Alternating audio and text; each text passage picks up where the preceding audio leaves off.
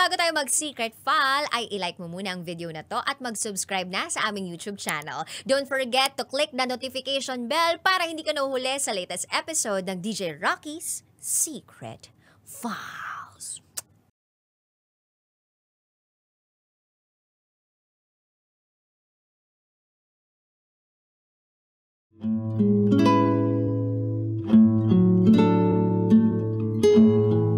And now, it's time for DJ Rocky's Secret Files.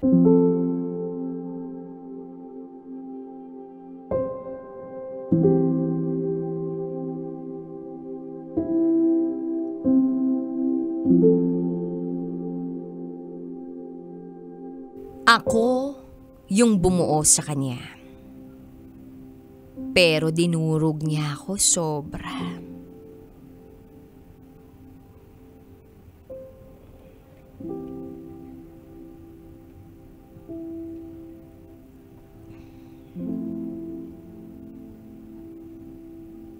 Hi DJ Rocky. Itago mo na lang ako sa pangalang M. At ito ang aking secret file.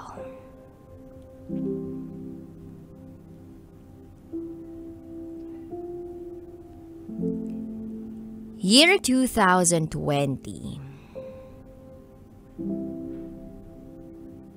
Nagkaroon ng lockdown sa buong bansa. Nauso ang isang social media app. Dahil sa boredom ko, nag-download ako nito.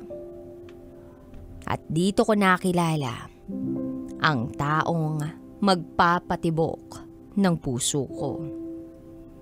Naitago natin sa pangalang Jess. Si Jess ay maganda, maputi, malalabanos ang kutis. Kaso, maldita. July 2020. Nag-follow sa akin itong si Jess. Nag-message sa akin. Nag-send ng flower na sticker. Nag-reply ako at sabi ko, "Salamat sa flowers mo." Haha. Then nag-reply siya. Sino ba kasing hindi mapapa-message sa taong nagpa-love at first sight sa akin? At doon ako kinilig, DJ Rocky. Humaba ang kwentuhan namin ni Jess. Hanggang sa hiningi niya ang Facebook account ko, doon na kami nag-usap. That time, parehas kaming broken. Sinaktan daw siya ng ex niya ng pisikal. Niloko rin daw siya. Sa 3 araw naming sunod-sunod na magka-chat, niligawan ko na siya. Sinagot niya ako. Akala ko nga biro lang yun pero totoo pala. Naging smooth ang relationship namin at first. Unti-unti kong nakilala ang pamilya niya. Ramdam ko namang gusto nila ako. Hanggang sa nag-first monthsary kami. Pinlano kong sorpresahin siya. LDR kasi kami ni Jess. Taga Mindanao ako. Taga Luzon naman siya. So habang papalapit na ang unang buwan namin, kinuntsaba ko ang mga kapatid niya na sorpresahin siya. Nagpadala ako ng pera sa mga ate niya. Bumili sila ng singsing, bulaklak, tsokolate, at teddy bear na human size. August 30, 2020. Monthsary namin. Nag-video call kami. Unang beses naming mag-video call noon. Grabe, DJ Rocky. Sobrang ganda talaga ng girlfriend ko.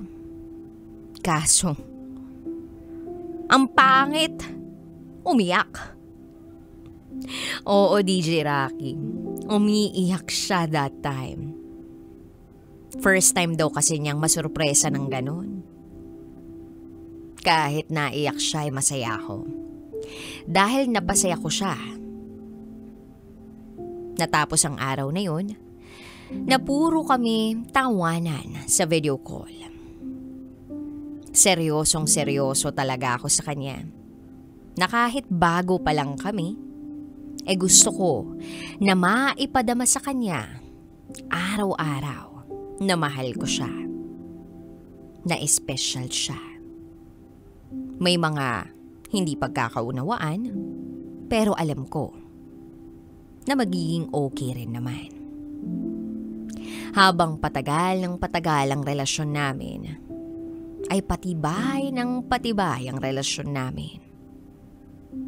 Minsan, kapag nag-uusap kami, umiiyak ako. Gusto na raw niya akong makita, mahawakan, mayakap, at mahalikan. Kaya lang, gustuhin ko man, ay hindi pa po pwede. Pandemya pa eh. Kaya nagtiis kami pareho. Pinlano ko na puntahan siya. I was willing to surrender my life para sa kanya. Kayang-kaya kong i-give up ang lahat para sa kanya. Year 2022. Pwede nang bumiyahe. Nag-file ako ng resignation letter at inaprubahan yon ng aking manager. Pero kinakailangan ko pang mag-render. So nag-render ako ng 1 buwan hanggang sa natapos ko yun. Dumating na yung araw ng flight ko. Nanginginig ako noon. Kinakabahan ako. Unang beses kong sasakay ng eroplano. At syempre, naisip ko rin na makakasama ko na yung taong mahal ko. Hoping na tama ang desisyon na pinili ko. I chose to give up my life in Mindanao to be with the girl I love. Dumating na ako sa terminal. Siya ang sumalubong sa akin paglabas ko ng airport.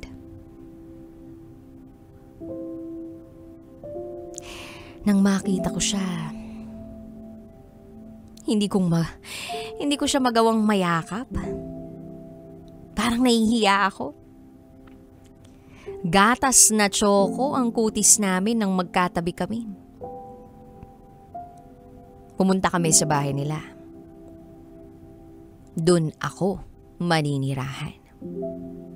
Masaya ang pagle-live-in. Walang away. Masaya lang. Gumagala kami kahit saan. Umiinom kasama ang pamilya niya. At dun mas naisip ko na gusto ko na siyang makasama ko hanggang sa pagtanda ko. Tumagal ang pagli-live-in namin ng 1 taon. Marami kaming plano para sa aming future. Not until July 2023. Nag-message siyang kaibigan niya. Inaya siya ng inuman sa Cavite. Pumayag ako. Dahil kilala ko naman yung kaibigan niyang yun. Nasundan ng inumang yun. Hanggang sa napansin ko na may kakaiba sa kanya. Lagi siyang nakatutok sa cellphone. Busy. Sinubukan kong balewalain yun. Pero alam mo yung instinct ko. Naguhumiyaw. Isang gabi habang tulog siya, sinubukan kong buksan ang cellphone niya. Iba na ang password. Pero syempre matalino ako. So kinuha ko yung SIM card niya sa phone niya. Nilagay ko sa cellphone ko. At doon ko na nabasa ang lahat-lahat. Sobrang bigat sa pakiramdam. Nanginginig ako. Umiiyak ako. Walang tunog. Para hindi siya magising. At nung hindi ko na napigilan ang pag-iyak ko at nararamdaman ko, ginising ko siya. Kinumpronta ko siya. Kung bakit at ano ang nakita ko. Siyempre, wala namang cheater ang magsasabi ng totoo. Ang sagot niya sa akin, wala lang yun. So ako namang si tanga, naniwala. Simula noon, DJ Rocky, lagi na kaming nag-aaway. Umabot sa punto na desperada na ako. Minessage ko yung babae. Sabi ko, "Hello ma'am, this is M. Jess live-in partner. Ano ka ni Jess? If ever girlfriend ka niya, pwede nyo bang wag nang patuloy ang kalokohan nyo?" Then the girl replied. Sabi niya, hindi niya raw alam na may live-in partner si Jess. Binlock na ako. Kinabukasan nagalit sa akin si Jess. Ba't ko raw chinat yun? Tapos, lumipas pa ang ilang segundo. Nakapaghihiwalay na sa akin si Jess. Syempre hindi ako pumayag. Sira ulo siya. Pinuntahan ko siya sa Maynila tapos hihiwalayan niya ako. Saan ako titira? Wala naman ako matitirhan dito. So back to reality. Tinanggap ko lahat. Hinayaan ko siya. Halos once a week siya umuwi sa Cavite para doon sa babae niya. Ako, sa bahay, mag-isa. Walang ibang ginawa kundi umiyak na umiyak. Dasal ng dasal na sana maging okay ang lahat. Lumipas ang mga araw na parang walang nangyari. Kinalimutan ko lahat. Alam ko rin na hindi na sila okay nung babae. Kaya nasa akin siya buong linggo. Pero grabe yung traumang dinanas ko sa babaeng minahal ko. Then pumunta kami ng Pangasinan. Habang nasa bus, alam kong kachat niya yung babae. Basang-basa ko sa refleksyon ng window ng bus. Kaya iyak na naman ako. Unang beses kong naiyak sa loob ng bus. Inisip ko, last ko na to. Ako na mismo ang tatapos sa relasyon namin. Hindi ko na kaya yung sobrang sakit. Ang bigat-bigat na sa damdamin.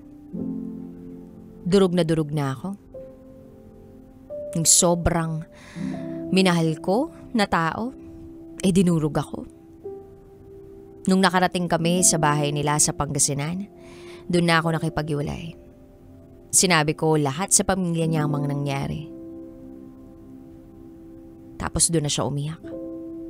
Ayaw niya raw mawala ako. Aayusin niya raw lahat. At ako namang si tanga naniwala. December 23, 2023. We spent the holiday season together. Akala ko okay na lahat. Akala ko masaya na kami. Wala na akong napapansin na kakaiba. Pero mali ako. Tuloy pa rin pala ang communication nila. Gumamit siya ng dummy account. Nag-New Year kami na hindi kami okay. Nakipaghiwalay ako. But again, hindi siya pumayag.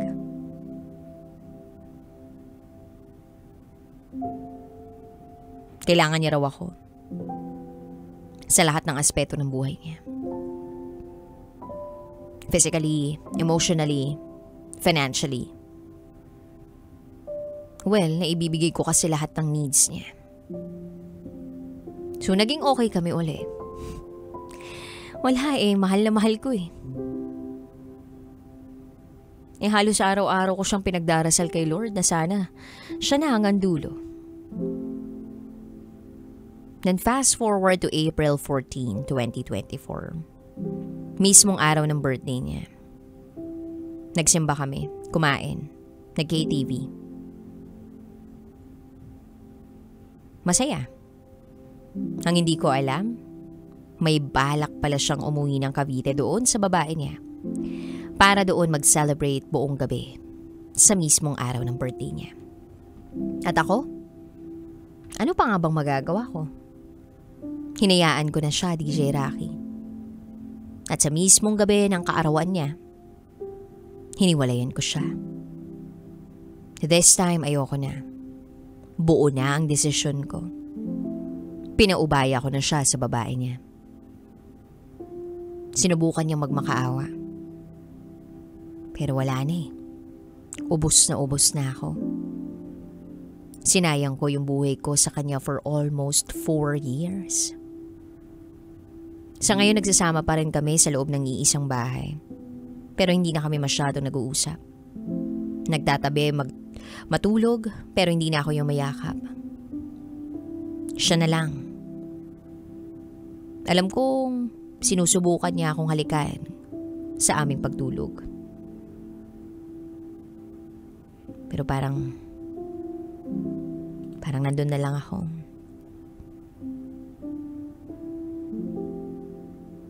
Dahil ayoko lang umuwi sa amin. Parang nagmanhid na ako sa lahat ng mga ibinigay niyang pasakit. Parang ang dami kong nasayang dahil sa taong minahal ko na hindi naman nakikita ang kahalagahan ko. Masaya na rin ako na minahal ko siya kahit na dinurog niya ako. Hanggang dito na lang po, DJ Rocky. Muli, ako si Em. Isang bisexual. At ito, ang aking secret vow.